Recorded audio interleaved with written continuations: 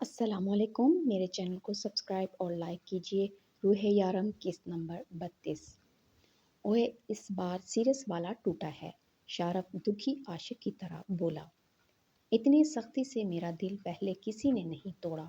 اگر تم میرے جذبات کی قدر نہیں کر سکتے تو چلے جاؤ یہاں سے، شارف نے مشروب پیتے ہوئے کہا۔ بھائی آپ بھی پی لیں، آپ بھی تو دکھی ہیں۔ آج کل شارف کو اچانک یاد آ گیا کہ ڈیول اس کا بھائی ہے۔ نہیں، میری بیوی مجھے چھوڑ کر نہیں گئی اور نہ ہی میں اسے جانے دوں گا، اور ویسے بھی میری بیوی کو اس کی اسمیل پسند نہیں۔ یارم نے شراب کا گلاس خود سے دور کرتے ہوئے کہا۔ آج کے بعد کسی لڑکی پر یقین نہیں کروں گا، سب لڑکیاں دھوکے باز ہوتی ہیں۔ شارف ہاتھ ہلا ہلا کر دکھی انداز میں بول رہا تھا، جبکہ اس کے اس انداز پر خضر ہنس ہنس کے پاگل ہو رہا تھا۔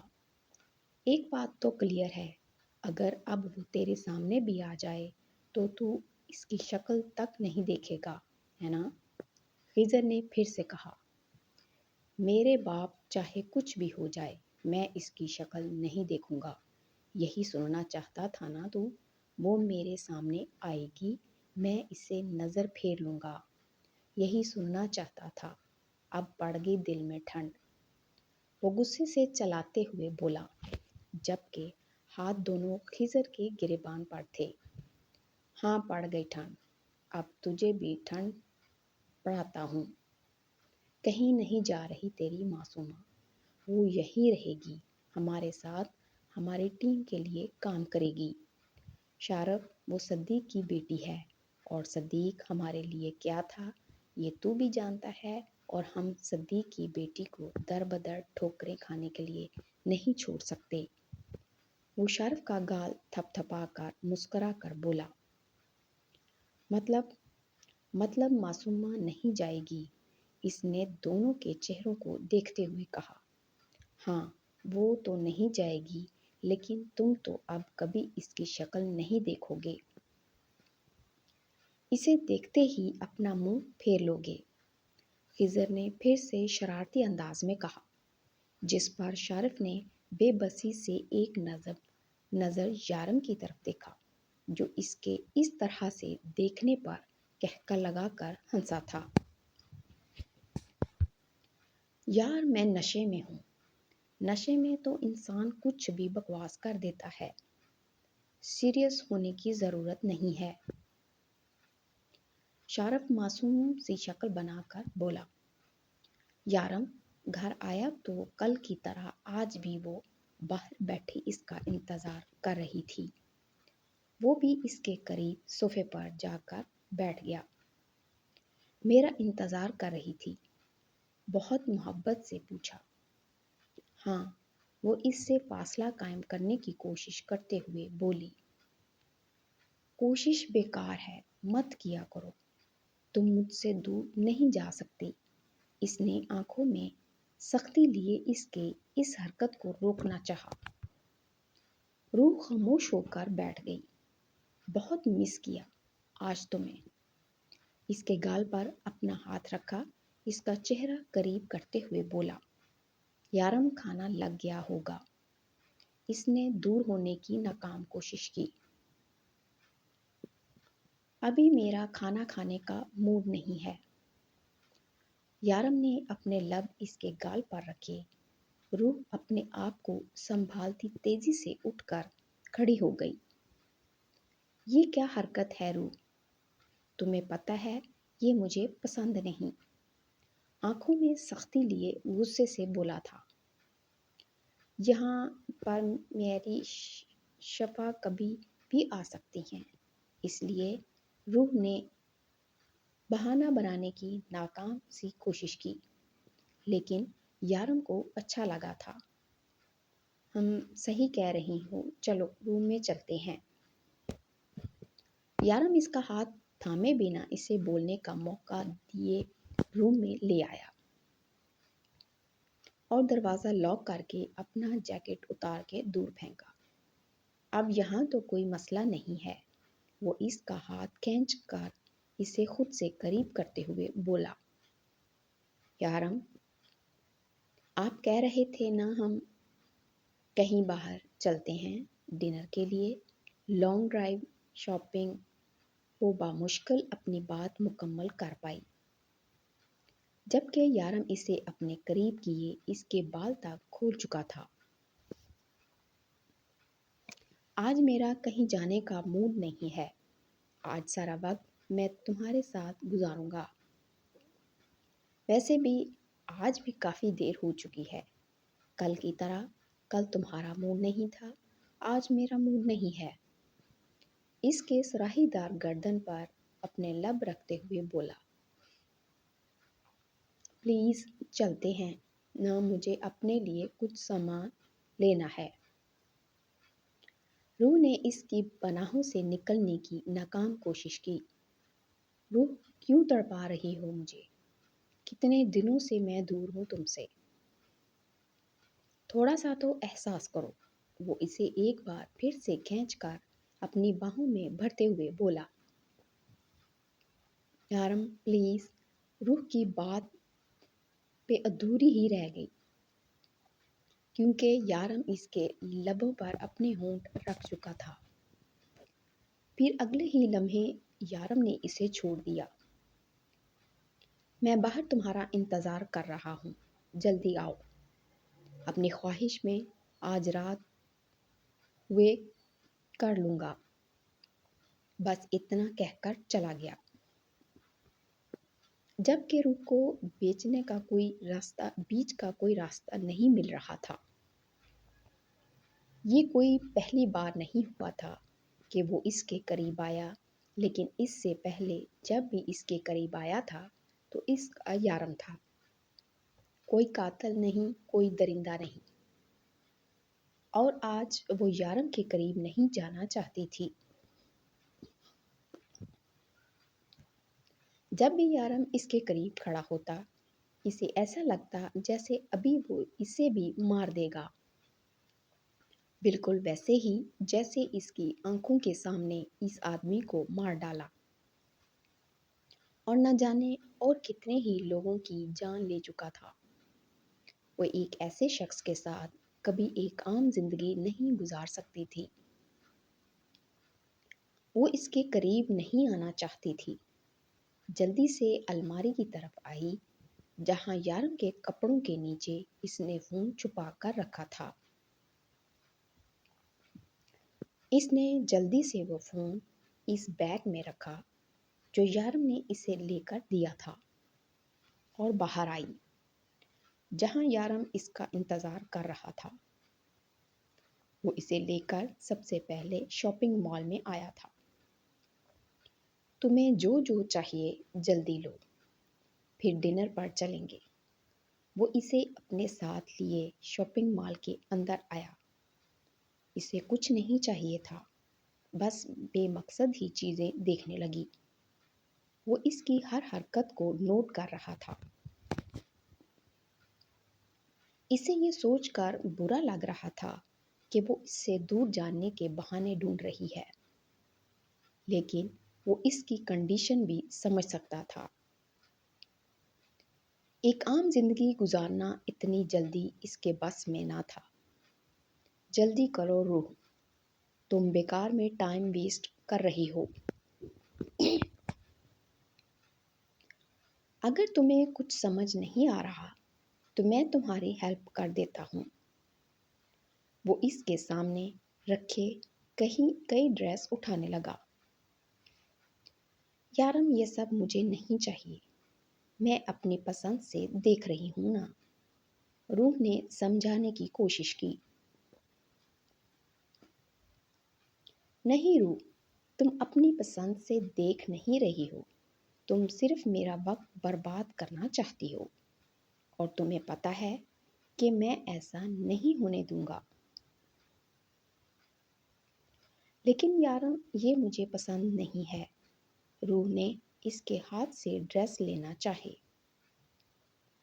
بیبی اگر تمہیں پسند نہیں ہے تو تم کسی کو دے دینا، لیکن میری یہ رات برباد کرنے کے بارے میں سوچنا بھی مت. ارے یارم بھائی، کیسے ہیں آپ؟ روح نے اپنے پیچھے سے ایک پیاری سی آواز سنی۔ میں بالکل ٹھیک ہوں عروہ، کیسی ہو تم؟ اور مائرہ کیسی ہے؟ یارم نے مسکرا کر پوچھا۔ میں آپ سے بہت ناراض ہوں۔ یہ کیا طریقہ ہوا؟ مائرہ سے جب جو آپ کا دل کرتا ہے مل جاتے ہیں اور بہن کو بھول گئے؟ عروہ منہ بنا کر شکایتیں کرنے لگی۔ کیا کروں یار، تمہاری بھابھی سانس نہیں لینے دیتی، کبھی یہ کبھی وہ۔ سارم ٹھیک کہتا تھا، شادی کے بعد پتہ چلتا ہے آدمی کو کہ عورت کیا ہے۔ اس نے روح کی طرف اشارہ کرتے ہوئے مسکرا کر کہا، جب کہ روح خاموشی سے کبھی یارم کو تو کبھی سامنے کھڑی اس پیاری سی لڑکی کو دیکھتی، جو بڑی سی شال میں اپنے آپ چھپائے کھڑی تھی۔ یقیناً وہ پریگننٹ تھی۔ آپ لوگوں کو تو بس عورتوں پر الزام لگانے کے بہانے چاہیے، جب کہ یہ تو شکل سے ہی دیکھ رہا ہے کہ کتنی معصوم ہے میری بھابھی۔ عروہ نے روح کو گلے لگاتے ہوئے کہا۔ اسے یہ پیاری سی لڑکی بہت اچھی لگ رہی تھی، جبکہ اس کے پیچھے سارم کو آتے دیکھ کر روح کو ڈر لگنے لگا۔ لو تمہارا شوہر آ گیا، اسی سے پوچھ لیتے ہیں کہ ہم مرد لوگ ٹھیک ہیں یا تم عورتیں، کیوں سارم؟ یارم نے مسکراتے ہوئے سارم کو گلے لگایا۔ نہیں یارم، ان عورتوں سے بحث کرنے سے بہتر ہے کہ ہم کوئی اور ڈھنگ کا کام کر لیں۔ سارم نے باقاعدہ عروہ کا مذاق اڑاتے ہوئے کہا۔ اچھا ہوا سارم تم مجھے یہیں مل گئے، ورنہ میں آج نہیں تو کل تمہارے پاس ضرور آنے والا تھا۔ روح نے شاپنگ دینا ذرا، اس نے روح کو مخاطب کرتے ہوئے کہا، اور اس کو سمجھنے کا موقع دیے بغیر ہی بیگ اس کے ہاتھ سے لے لیا، اور پھر سارم کا دیا ہوا فون نکال کر سارم کی طرف کیا۔ یہ تمہارا فون واپس کرنے کے لیے آنے والا تھا۔ تھینک یو سو مچ، تم نے روح کو ضرورت کے وقت اپنا فون استعمال کرنے دیا۔ اس نے سارم کے ہاتھ میں فون پکڑاتے ہوئے اس کی مٹھی اپنے ہاتھ میں بند کی، جس پر سارم نے ایک نظر روح کو دیکھا، پھر بڑی مشکل سے مسکرا کر فون لے لیا۔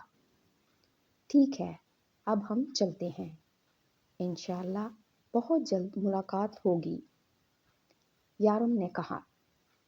بہت جلد نہیں، بلکہ پرسوں ملاقات ہوگی۔ پرسوں آپ دونوں ڈنر ہمارے ساتھ ہمارے گھر پر کریں گے۔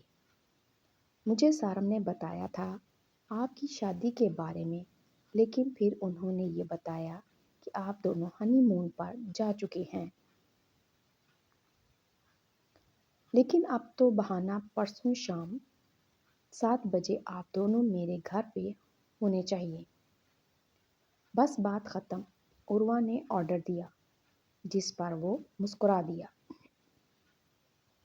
اب اپنی بہن کا حکم تو ٹال سکتا ہے کیا؟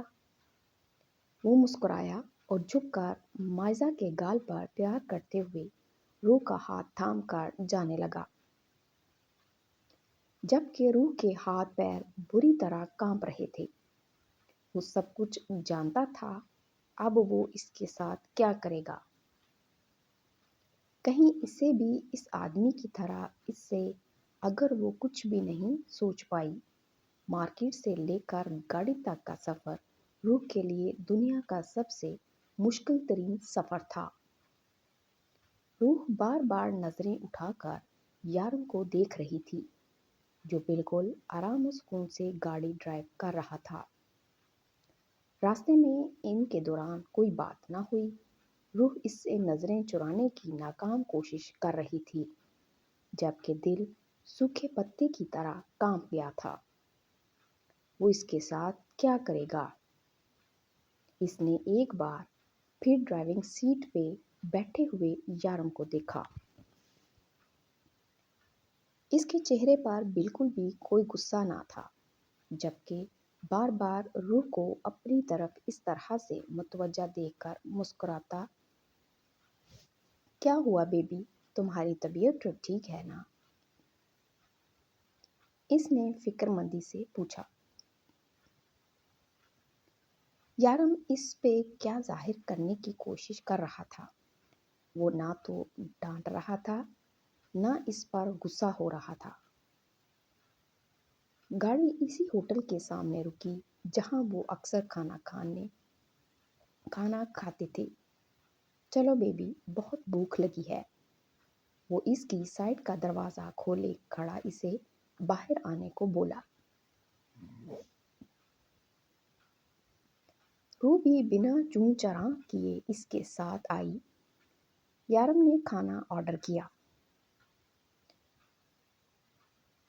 شروع کریں بیبی، دیکھنے کے لیے نہیں رکھا، یارم نے مسکراتے ہوئے بولا۔ پرسوں تیار رہنا، عروہ اپنی بات کی بہت پکی ہے، اگر ہم نہیں گئے تو خود آ جائے گی لینے۔ یارم نے مسکراتے ہوئے کہا۔ روح تم کچھ کھا کیوں نہیں رہی؟ اس بار وہ شوخی چھوڑ کر ذرا سیریس انداز میں بولا۔ مجھے بھوک نہیں ہے، روح نے جلدی سے کہا۔ کھانا کھاؤ، یارم سختی سے بولا۔ اس نے ایک نظر اٹھا کر اس کی طرف دیکھا۔ تمہیں سمجھ نہیں آ رہا میں کیا کہہ رہا ہوں؟ میں نے کہا کہ کھانا کھاؤ۔ اس بار وہ غصے سے بولا۔ وہ پہلے ہی ڈری سہمی بیٹھی تھی، اس کی سخت گھوری سے فوراً کھانا کھانے لگی۔ جب تک وہ ٹھیک سے نہ کھاتی، یارم اسے گھورتا رہا۔ بیبی تم خود مجھے سختی کرنے پر مجبور کرتی ہو، یقین کرو تم پر غصہ کرنا مجھے بالکل اچھا نہیں لگتا۔ وہ مسکرا کر اسے کہہ رہا تھا، جبکہ روٹھی ہوئی بیوی کو منانے کی کوشش کر رہا ہوں۔ اب گھر چلیں، لانگ ڈرائیو پر پھر کسی دن چلیں گے، موسم خراب ہو رہا ہے۔ کھانا کھانے کے بعد یارم نے کہا تو وہ اٹھ گئی۔ گھر آ چکا تھا، وہ گاڑی سے اتر کر اندر چلی گئی۔ باہر بہت بارش ہو رہی تھی، جبکہ روح سمجھ نہیں پا رہی تو اتنا سب کچھ ہو جانے کے بعد یارم اتنا نارمل کیسے ہے۔ یارم کمرے میں آیا تو روح بیڈ پر بیٹھی تھی۔ روح، یہ کیا حالت بنا رکھی ہے؟ تم نے اس طرح سے بنا سویٹر بنا شال کے بیٹھی ہو؟ سردی دیکھی ہے تم نے؟